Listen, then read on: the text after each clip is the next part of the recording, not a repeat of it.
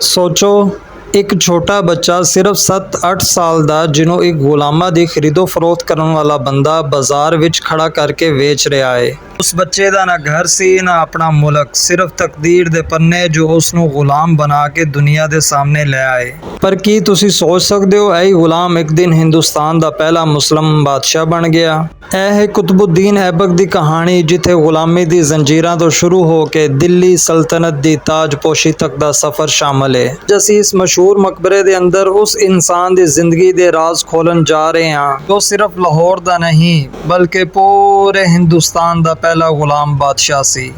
अस्सलाम वालेकुम, वेलकम करना ਤੁਹਾਨੂੰ ਸਾਰਿਆਂ ਨੂੰ ਅੱਜ ਇੱਕ ਨਵੇਂ ਦਿਨ ਤੇ ਨਵੇਂ ਵਲੌਗ ਦੇ ਵਿੱਚ। ਮੈਂ ਇਸ ਟਾਈਮ ਮੌਜੂਦ ਹੈਗਾ ਵਾਂ ਅਨਾਰਕਲੀ ਬਾਜ਼ਾਰ ਐਬਕ ਰੋਡ ਤੇ, ਜਿੱਥੇ ਹਿੰਦੁਸਤਾਨ ਦੇ ਪਹਿਲੇ ਮੁਸਲਮਾਨ ਬਾਦਸ਼ਾਹ ਕੁਤਬੁੱਦੀਨ ਐਬਕ ਦਾ ਮਕਬਰਾ ਹੈ, ਜੋ ਇੱਕ ਗੁਲਾਮ ਸੀ। ਦੋਸਤੋ, ਐਬਕ ਦੀ ਜ਼ਿੰਦਗੀ ਦੀ ਇੱਕ ਅਜੀਬ ਸਫ਼ਰ ਹੈ।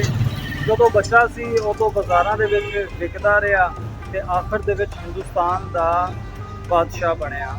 ਅੱਜ ਅਸੀਂ ਉਸ ਦੀ ਪੂਰੀ ਕਹਾਣੀ ਪੈਦਾਇਸ਼ ਤੋਂ ਲੈ ਕੇ ਮੌਤ ਤੱਕ ਇਸ ਵੀਡੀਓ ਦੇ ਵਿੱਚ ਸੁਣਾਵਾਂਗੇ ਤੇ ਨਾਲ ਤੁਹਾਨੂੰ ਮਕਬਰਾ ਵੀ ਵਿਖਾਵਾਂਗੇ। ਕੁਤਬੁੱਦੀਨ ਐਬਕ 1150 ਦੇ ਕਰੀਬ ਤੁਰਕਿਸਤਾਨ ਵਿੱਚ ਪੈਦਾ ਹੋਇਆ। ਬਹੁਤ ਛੋਟੀ ਉਮਰ ਵਿੱਚ, ਸਿਰਫ 7-8 ਸਾਲ ਦੀ ਉਮਰ ਵਿੱਚ ਉਸ ਨੂੰ ਇੱਕ ਗੁਲਾਮਾਂ ਦੀ ਖਰੀਦੋ ਫਰੋਖਤ ਕਰਨ ਵਾਲੇ ਆਦਮੀ ਨੇ ਖਰੀਦਿਆ ਤੇ ਖਰੀਦਣ ਤੋਂ ਬਾਅਦ ਬਾਜ਼ਾਰ ਵਿੱਚ ਵੇਚ ਦਿੱਤਾ। ਫਿਰ ਕੁਝ ਸਾਲਾਂ ਬਾਅਦ ਐਬਕ ਨੂੰ ਦੁਬਾਰਾ ਵੇਚਿਆ ਗਿਆ। ਇਸ ਵਾਰ ਇੱਕ ਮਸ਼ਹੂਰ ਕਾਜ਼ੀ ਫਖਰੁੱਦੀਨ ਅਬਦੁਲ ਅਜ਼ੀਜ਼ ਕੋਫੀ ਦਾ ਖਰੀਦਾਰ ਸੀ, ਉਸ ਨੂੰ ਆਪਣੇ ਘਰ ਲੈ ਆਇਆ। ਫਖਰੁੱਦੀਨ ਉਸ ਨੂੰ ਸਿਰਫ ਗੁਲਾਮ ਨਹੀਂ ਬਣਾਇਆ ਬਲਕਿ ਆਪਣੇ ਬੱਚਿਆਂ ਨਾਲ ਖਿਲਾਉਂਦਾ ਸੀ ਤੇ ਘੋੜ ਸਵਾਰੀ, ਤਲਵਾਰ ਚਲਾਉਣਾ ਸਿਖਾਉਂਦਾ ਸੀ। ਇੱਥੇ ਹੀ ਐਬਕ ਦੀ ਅਸਲ ਬਹਾਦਰੀ ਚਮਕਣ ਲੱਗੀ।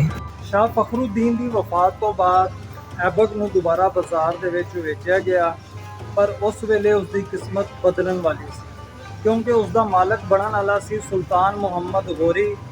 ਜਦੋਂ ਸੁਲਤਾਨ ਮੁਹੰਮਦ ਗੌਰੀ ਨੇ ਐਬਕ ਨੂੰ ਵੇਖਿਆ ਤੇ ਉਸ ਦੀ ਬਹਾਦਰੀ, ਉਸ ਦੀ ਸਿਪਾਹਗੀਰੀ ਦਾ ਫੈਨ ਹੋ ਗਿਆ। ਕੁਤਬੁੱਦੀਨ ਐਬਕ ਦੀ ਉਮਰ ਉਸ ਵਕਤ 20-25 ਸਾਲ ਸੀ।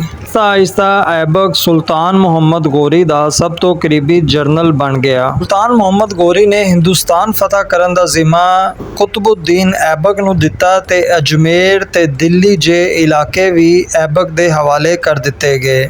ਦੋਸਤੋ, 1206 ਦੇ ਵਿੱਚ ਜਦੋਂ ਸੁਲਤਾਨ ਮੁਹੰਮਦ ਗੌਰੀ ਸ਼ਹੀਦ ਹੋਇਆ ਤੇ ਹਿੰਦੁਸਤਾਨ ਦੀ ਅਸਲ ਹਕੂਮਤ ਦਾ ਜ਼ਿੰਮਾ ਕੁਤਬੁੱਦੀਨ ਐਬਕ ਦੇ ਹੱਥ ਆਇਆ।